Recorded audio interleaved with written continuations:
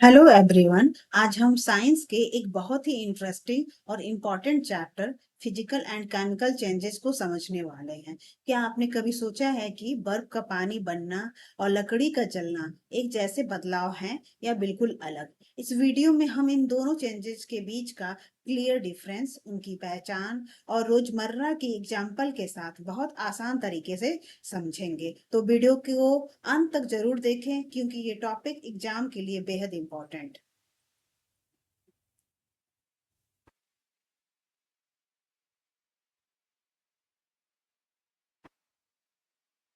सबसे पहले हम लोग देखते हैं द चेंज आइडेंटिफायर। इसमें सबसे पहले हम लोग समझेंगे कि what is physical change and what is chemical change. तो अगर कोई नया पदार्थ बन रहा है तो इसका मतलब है कि ये केमिकल चेंज है, जैसा कि यहाँ पे इंडिकेट करके एरो बताया गया है। क्या कोई नया पदार्थ बना, मतलब हाँ, तो केमिकल चेंज। और ये जो केमिकल चेंज होता है ये अस्थाई होता है, परमानेंट होता है और इरिवर्सिबल होता है, मतलब उसमें रिवर्स का प्रोसेस नहीं होता है। और ये जो फिजिकल चेंज होता है, अगर कोई नया पदार्थ नहीं बनता है आफ्टर एनी रिएक्शन, तो इसका मतलब है कि ये फिजिकल चेंज है। और जो फिजिकल चेंज होता है वो टेम्पररी होता है और रिवर्सिबल प्रोसेस होता है। इसको हम लोग आगे अच्छे से डिटेल में समझने वाले हैं। साथ में प्रो टिप है कि पदार्थ की पहचान पे ध्यान दें। जब भी हम फिजिकल चेंज और केमिकल चेंज से रिलेटेड टॉपिक पे अगर डिस्कस कर रहे हैं या क्वेश्चंस में ऐसे क्वेश्चन आते हैं, तो हमें फोकस करना है कि जो सब्सटेंस है उसको हम आइडेंटिफाई कर सकें, ना कि उसकी शेप पे हमें जाना है, ना कि साइज पे जाना है। ठीक है, तो शेप और साइज मैटर नहीं करते हैं, जबकि जो सब्सटेंस है उसको आइडेंटिफाई करना, उस पे फोकस करना ज्यादा इंपॉर्टेंट होता है। अब फिजिकल चेंज है, क्या होता है इसमें, क्या क्या चीजें होती हैं, जो इंडिकेटर्स होते हैं, उसको हम लोग यहाँ अब डिटेल में समझेंगे। तो देखिए, जो फिजिकल चेंज होता है उसमें क्या होता है कि कोई नया पदार्थ नहीं बनता है। शेप, साइज और जो स्टेट होता है वो सिर्फ बदलता है। अक्सर ये क्या होता है, रिवर्सिबल प्रोसेस होता है, मतलब वापस पहले जैसा बन सकता है। इसलिए इसको यूजुअली ये रिवर्सिबल प्रोसेस बोला जाता है, जो फिजिकल चेंज होता है। और लास्ट में जो भी कंपोजिशन बनता है वो केमिकल कंपोजिशन वही रहता है जो स्टार्टिंग में रहता है। तो जैसे फॉर एग्जांपल, अगर हम लोग इसका एग्जांपल, हम लोग सबसे बेस्ट तरीका, जैसे यहाँ पे स्लाइड में दिया गया है कि एक वाटर है और वाटर में हम चीनी को घोलने का प्रयास कर रहे हैं। तो हम जैसे घर में सिकंजी बनाते हैं, तो ये सिकंजी कैसे बनता है, पानी हम लेते हैं और पानी को लेने के बाद हम उसमें चीनी मिला लेते हैं। तो इससे क्या होता है, चीनी तो क्या है, गायब नहीं होता है, लेकिन ये पानी में सिर्फ डिजॉल्व हो जाती है। तो यानी मतलब क्या है, शुगर वही रहता है, उसका नेचर नहीं, अब नेचर नहीं बदलता। तो इस तरह से क्या है, यह एक रिवर्सिबल चेंज भी है, मतलब वापस मिल सकती है चीनी जो हम डालते हैं, वापस मिल सकती है। कैसे मिल सकती है, अगर हम इस घोल को गर्म करके पानी उड़ा दें, जिसको हम बोलते हैं वाष्पीकरण प्रोसेस बोलते हैं, तो हमें फिर से चीनी क्रिस्टल मिल जाती है। और तीसरा इसका इंडिकेटर है कि फिजिकल चेंज है। पहले क्या होता है कि चीनी जो होता है पहले ठोस में थी, फिर बाद में पानी में घुलकर क्या बन गई, सोल्यूशन बन गई। लेकिन केमिकल कंपोजिशन तो वही था ना, पहले वो शुगर था और बाद में भी क्या हुआ, वो शुगर ही रहा। तो इस तरह हम देख रहे हैं कि एक रिवर्सिबल प्रोसेस है। फिर जो केमिकल कंपोजिशन हुआ एंड में वो भी नहीं बदला, और जो ये नया पदार्थ भी फाइनली जो बनता है वो नहीं बना। तो इसका क्या मतलब है कि ये जो पानी में जो हम सिकंजी बनाते हैं, चीनी को घोलते हैं, ये प्रोसेस क्या होता है, फिजिकल चेंज होता है। मोस्टली बच्चे इसमें कंफ्यूज हो जाते हैं कि चीनी तो दिख नहीं रहा है, ये उसमें डिजॉल्व हो जाता है, तो इसका मतलब ये केमिकल चेंज नहीं, केमिकल चेंज नहीं होता। चीनी को हमने पानी में मिलाया, वो डिजॉल्व हो गया। लेकिन जब वाष्पीकरण प्रोसेस करते हैं हीट करके, तो फाइनली चीनी हमें फिर से मिल जाता है। तो इस तरह से स्टार्टिंग में भी पहले शुगर था और एंड बाय प्रोडक्ट जो बना, जो लास्ट में ये वाष्पीकरण के प्रोसेस से वो भी चीनी ही रहा। तो केमिकल कंपोजिशन कोई चेंज नहीं हुआ, ये रिवर्सिबल प्रोसेस था और कोई ऐसा नहीं है, बस और नया कोई सब्सटेंस भी नहीं बना। तो इस तरह से क्या हुआ, ये फिजिकल चेंज है। दूसरा एग्जाम्पल इसमें समझाया गया है कि change in साइप and shape. Change in size and size, जैसे फॉर एग्जांपल अगर A4 साइज का हम पेपर ले रहे हैं, उसको हमने कई सारे पार्ट्स में डिवाइड कर दिया, अलग अलग शेप में काट दिया, अलग अलग साइज कर दिया। तो यहाँ पे हमने देखा क्या कि पहले वो पेपर ही था, पेपर के बाद में हमने पेपर को काट कर छोटे छोटे टुकड़ों में अलग अलग शेप में डाल दिया। तो ये क्या है, ये एक फिजिकल चेंज है, क्योंकि जो वो बाई प्रोडक्ट बना, जो स्टार्टिंग में जो पेपर था बाई प्रोडक्ट भी पेपर ही रहा, तो उसमें कोई चेंज नहीं हुआ। अब हम लोग क्या बात करते हैं, केमिकल चेंज की बात करते हैं। तो केमिकल चेंज सबसे यहाँ पे देखिए कि इसके 3 एग्जांपल यहाँ पे दिए गए हैं। जैसे यहाँ पे एक सेब है, वो जब खराब होना स्टार्ट करता है तो उसका बताया गया है। फिर हीट और लाइट प्रोड्यूस होती है जब हम लकड़ी को जलाते हैं। और दूसरा तीसरा एग्जांपल है इवोल्यूशन ऑफ गैस। अगर कोई सोल्यूशन है उसमें से बबल्स निकल रहे हैं, गैस निकल रही है, तो this is also example of chemical change. अब इस चीज को हम लोग डिटेल में समझते हैं। जैसे हम एप्पल को काट के रख देते हैं, तो कुछ देर के बाद हम देखते हैं कि एप्पल क्या हो जाता है, काला पड़ने लगता है। तो ये क्यों होता है, जब एप्पल ऑक्सीजन के साथ रिएक्ट करता है, इसी वजह से जो एप्पल होता है वो काला हो जाता है। तो ये क्या है, आप ऑब्जर्व करिए कि ये प्रोसेस इरिवर्सिबल प्रोसेस है। इरिवर्सिबल प्रोसेस क्यों है, क्योंकि जो आफ्टर ऑक्सीडेशन, जब ऑक्सीजन के साथ क्रिया करता है तो काला पड़ गया से उसको हम कंप्लीटली नॉर्मल सेब जो स्टार्टिंग में बिना कटा हुआ सेब की तरह से नहीं कर सकते हैं। तो ये क्या है, इरिवर्सिबल प्रोसेस है, ठीक है। दूसरा हम बात कर रहे हैं, जब हम लकड़ी को जलाते हैं तो ये क्या होता है, हीट एंड लाइट प्रोड्यूस करता है, और साथ ही जो लकड़ी होती है वो राख में बदल जाती है। तो ये क्या है, इरिवर्सिबल प्रोसेस। राख को हम लकड़ी में अब चेंज नहीं कर सकते हैं, साथ ही हीट और लाइट भी प्रोड्यूस हो रही है। तो ये एक नया सब्सटेंस बन रहा है। तो ये क्या है, केमिकल चेंज। साथ ही इवोल्यूशन ऑफ गैस, तो गैस निकल रही है, तो ये भी क्या है, ये भी एक केमिकल चेंज का ही एग्जाम्पल है। क्योंकि हम जानते हैं कि जब हीट निकला, हीट लाइट प्रोड्यूस हुआ, इसमें भी एक नया चीज जो बीकर में सॉल्यूशन है, फाइनली बाई प्रोडक्ट जो बन के आ रहा है वो गैस बन रहा है, बबल्स निकल रहे हैं। इसमें भी एक नया क्या सब्सटेंस फॉर्म हो रहा है। तो these are the examples of chemical changes. I hope आप लोगों को चीजें समझ आ गई होंगी। अब हम लोग थोड़ा कंपेयर कर लेते हैं। अब कंपेयर करने की कुछ कुछ फीचर्स यहाँ पे साइड में दिए गए हैं। न्यू सब्सटेंस की बात की जाए, बनता है कि नहीं बनता है, तो फिजिकल चेंज में नहीं बनता है, केमिकल चेंज में बन जाता है। रिवर्सिबिलिटी प्रोसेस की हम बात करें तो फिजिकल चेंज में रिवर्सिबल प्रोसेस होता है, और केमिकल चेंज जो होता है इरिवर्सिबल होता है। प्रॉपर्टीज की बात करें तो फिजिकल चेंज में केवल फिजिकल प्रॉपर्टीज चेंज होती हैं, और केमिकल चेंज में केमिकल कंपोजिशन चेंज हो जाती है। एनर्जी की बात करें तो इसमें फिजिकल चेंज में minimum heat and light exchange होता है, और केमिकल चेंज में height heat and light absorbed या रिलीज होती है। एग्जांपल्स क्या क्या हैं, मेल्टिंग वैक्स और boiling water are the examples of physical change, and rusting iron and souring milk क्या है, are examples of chemical changes. अब हम लोग देखते हैं विजुअल एनाटॉमी ऑफ रिएक्शंस, जिसमें हम लोग देखेंगे लोहे में जंग लगना, रस्टिंग ऑफ आयरन। तो इस रस्टिंग ऑफ आयरन क्या होता है, लोहे में जंग लगना क्या है, एक रासायनिक परिवर्तन है, केमिकल चेंज है। ये आप लोगों को बहुत अच्छे से पता रहना चाहिए। अब केमिकल चेंज कैसे है, इसको भी हम लोग अच्छे से पूरा इस पे डिस्कस करेंगे। This is the very important point of this chapter, that's why I am यहाँ पे ज्यादा मैं फोकस कर रहे हैं। जब जंग लगने पे क्या होता है, आयरन जो होता है वो आयरन ऑक्साइड बन जाता है। जैसे यहाँ पे दिखाया गया है कि आयरन जब नमी के साथ ऑक्सीजन के साथ मिलकर रिएक्शन करता है तो फाइनली क्या बनता है, आयरन ऑक्साइड बन जाता है। तो मतलब क्या है, अब लोहा बदल के एक नया पदार्थ बन गया। तो हम बात किए थे कि जो केमिकल चेंज होता है उसमें एक नया प्रोडक्ट बनता है। फिर रंग बदलता है, तो लोहा पहले चमकदार था, अब क्या हुआ, आफ्टर रस्टिंग ऑफ आयरन क्या हो गया, ये लाल और भूरे रंग का बन गया। तो ये भी एक क्लियर संकेत है केमिकल रिएक्शन का। फिर ये जो प्रोसेस है इरिवर्सिबल प्रोसेस है। जंग लगे लोहे को हम आसानी से फिर से शुद्ध लोहा नहीं बना सकते हैं। क्या बना सकते हैं? नहीं बना सकते हैं। जो जंग लगा हुआ है लोहा वो हम देखते हैं कि उसकी सिचुएशन खराब हो जाती है। तो ये क्या इरिवर्सिबल प्रोसेस है। फिर चौथा जो पॉइंट है कि जो हवा और नमी से क्या ये रिएक्शन करता है। जी हाँ, तो जो लोहा होता है वो ऑक्सीजन प्लस पानी के साथ रिएक्शन करके फाइनली आयरन ऑक्साइड बनाता है।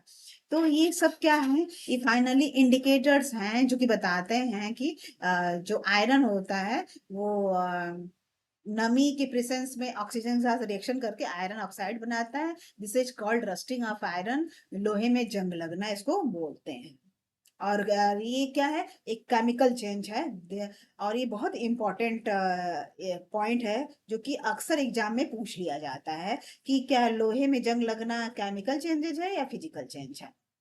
अब हम लोग देखेंगे कि गैल्वेनाइजेशन। तो गैल्वेनाइजेशन क्या होता है।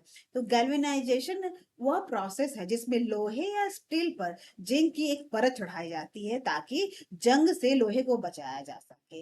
और सबसे जो आम तरीका है लोहे को या स्टील को गैल्वेनाइजेशन प्रोसेस में यूज करने का, वो हॉट डिप गैल्वेनाइजेशन बोला जाता है। जिसमें क्या होता है कि लोहे को पिघले हुए जिंक में डुबो दिया जाता है ताकि उसके ऊपर एक लेयर जिंक की बन जाए। और जो जिंक होता है प्रोटेक्ट करता है लोहे को और उसको जंग लगने से बचाता है। तो galvanization process is very important. हर साल का इससे क्वेश्चन जरूर बनते हैं। तो ये आपके माइंड में क्लियर हो जाना चाहिए कि लोहे को जंग से बचाने के लिए जिंक की एक परत लोहे के ऊपर चढ़ाई जाती है जिसको गैल्वेनाइजेशन प्रोसेस बोलते हैं। ये लोहे को जंग लगने से बचाता है, इससे इसकी लाइफ भी बढ़ जाती है। ठीक है। अब गैल्वेनाइजेशन प्रोसेस के कुछ फायदे होते हैं, उसको भी थोड़ा हम डिस्कस करते हैं क्योंकि काफी इंपॉर्टेंट पॉइंट है। तो देखिए जंग से तो पहले ही बचाता है। एक परत लग गई तो क्या होता है, इस तरह की जिंक की परत लोहे को सीधे हवा और पानी के संपर्क से पहले बचा लेता है। क्योंकि अब जो भी रिएक्शन करना होता है जिंक करता है डायरेक्ट, जो आयरन का हवा और पानी से आपस में संपर्क नहीं हो पाता है। तो ये रस्टिंग ये लोहे को जंग से बचा लेता है। तो इससे क्या होता है कि लोहे की लाइफ जो होती है बढ़ जाती है। और हम जानते हैं जब लोहे की लाइफ बढ़ जाएगी तो उसका क्या होता है, उसके ऊपर जंग नहीं लगेंगे तो बार बार पेंट या मरम्मत की जरूरत नहीं पड़ेगी। तो इससे मेंटेनेंस कॉस्ट भी कम हो जाता है।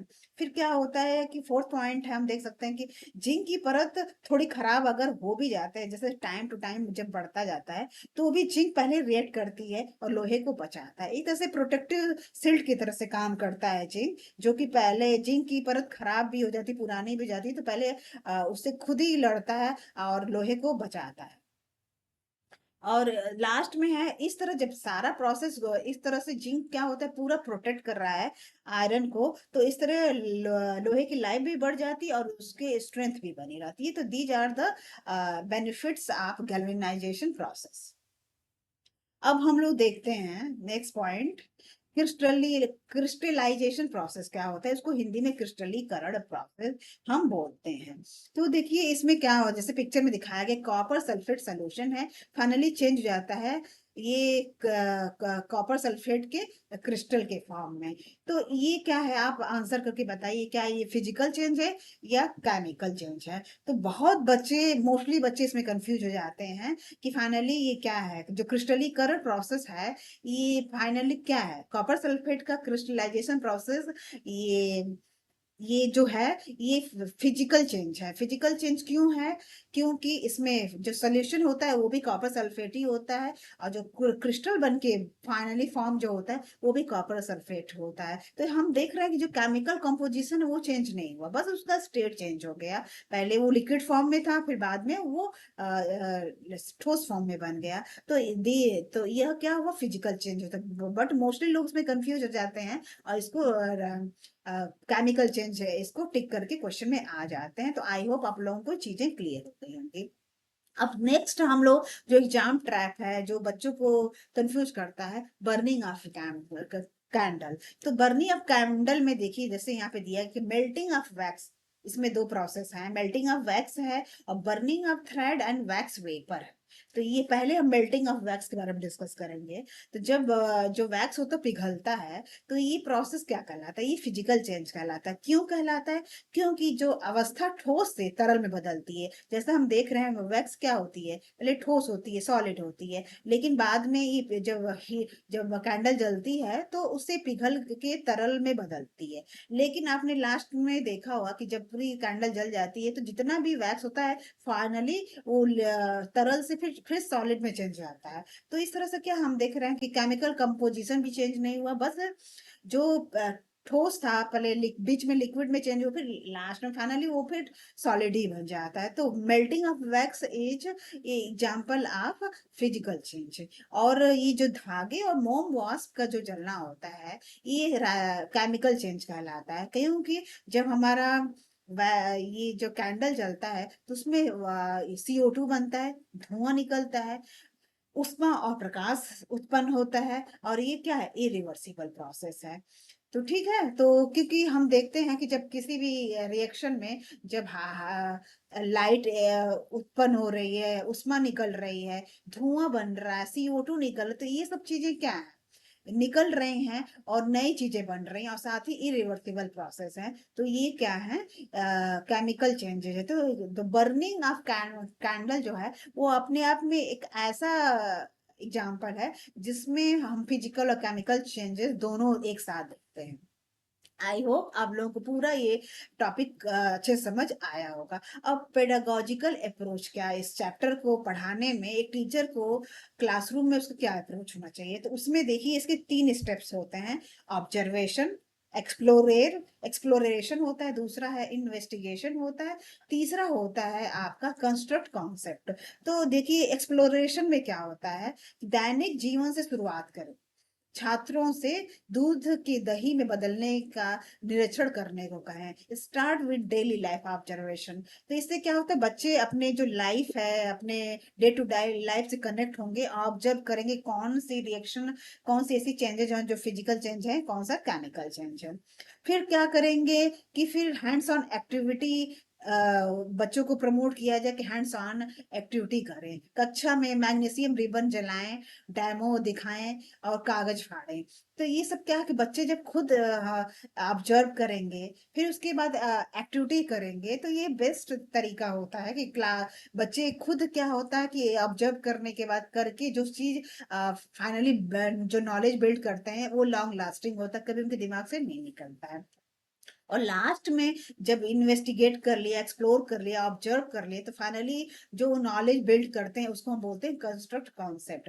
परिभाषाएं देने से पहले नए पदार्थ के बनने के आधार पर छात्रों को वर्गीकृत करने के लिए प्रेरित करनी। तो मतलब क्लासरूम में क्या बोलते हैं, परिभाषा देने के बजाय इतना सारा जब प्रोसेस करने के बाद, 2 स्टेप करने के बाद बच्चों को प्रमोट करें कि आप खुद क्लासिफाई करिए कि आपके डे टू डे लाइफ में क्या क्या ऐसे एग्जांपल्स हैं आपके किचन में, आपके घर में, कि जो फिजिकल चेंज है और कौन से केमिकल चेंज है। तो बच्चे क्लासिफाई करेंगे और एक लिस्ट बनाएंगे।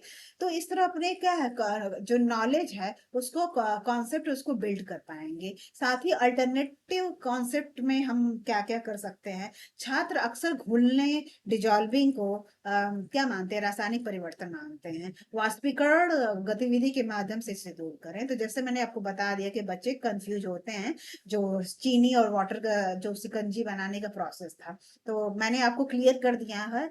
आई होप आप लोगों को सारी चीजें क्लियर हो गई होंगी। अब हम लोग इसकी PYQs भी कर लेते हैं।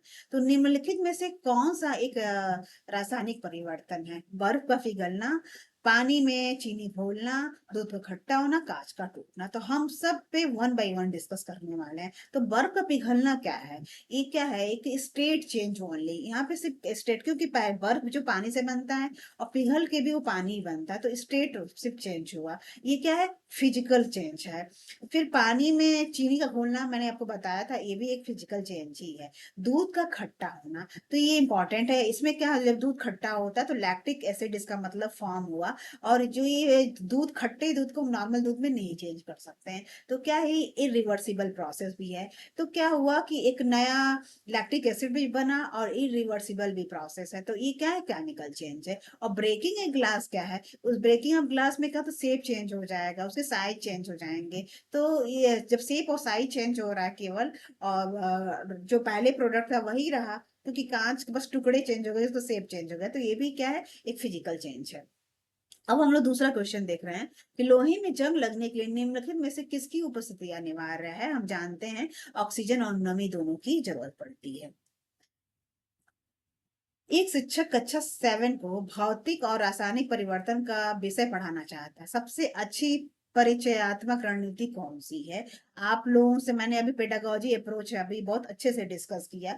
आई होप आप लोगों को कोई अब कंफ्यूजन नहीं रहेगी। तो option number will be C, छात्रों से उनकी रसोई में देखे जाने वाले परिवर्तनों की सूची बनाने को कहना, ये क्या है, बेस्ट तरीका होगा।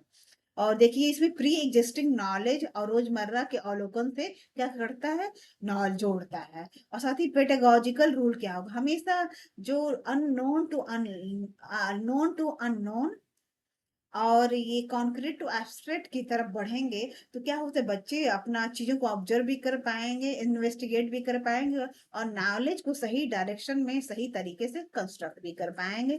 और ये बताता है एनसीएफ 2005। ये जो टॉपिक है कि जो पढ़ने का तरीका है, क्लासरूम को पढ़ाने का तरीका, कि बच्चे ऑब्जर्व करें, इन्वेस्टिगेट करें, फिर कंस्ट्रक्ट नॉलेज करें, तो ये क्या है, एनसीएफ 2005 का मूल आधार है। ये भी आप लोगों को पता रहना चाहिए कि एनसीएफ जो 2005 क्या कहता है कि बच्चे चीजों को ऑब्जर्व करें, एक्टिविटी करें, और प्रयोग करें, फिर फाइनली उसके बाद चीजों को क्लासिफाई करके अपना नॉलेज को बिल्ड करें। अब हम लोग फाइनल चीट शीट देखते हैं कि फिजिकल चेंज में हम कुछ एग्जांपल्स देखेंगे और केमिकल चेंज के कुछ एग्जांपल्स देखेंगे। दीज आर वेरी इंपॉर्टेंट, अक्सर पूछ लिया जाता है।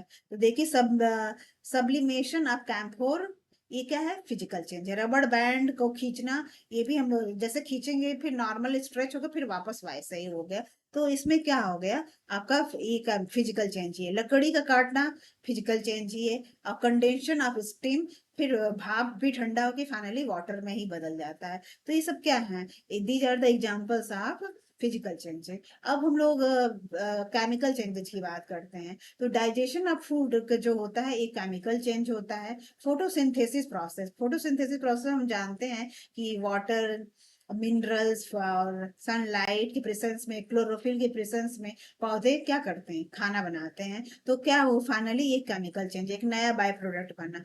रेस्पिरेशन प्रोसेस भी एक केमिकल चेंज है, और फलों का पकना भी, ये भी केमिकल चेंज है।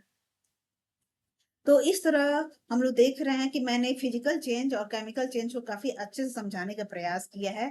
और अगर वीडियो आपको अच्छी लग रही, हेल्पफुल लग रही है, तो लाइक, शेयर एंड सब्सक्राइब जरूर करें। साथ ही अगर कोई सजेशंस हैं तो कमेंट बॉक्स में जरूर डालें। साथ ही मुझे एक क्वेश्चन का आंसर दीजिए कि फिजिकल चेंज क्या होता है, इसके एग्जाम्पल्स भी मुझे बताएं। और अगर वीडियो अच्छी लग रही है तो लाइक, शेयर, सब्सक्राइब जरूर करें। Thank you so much.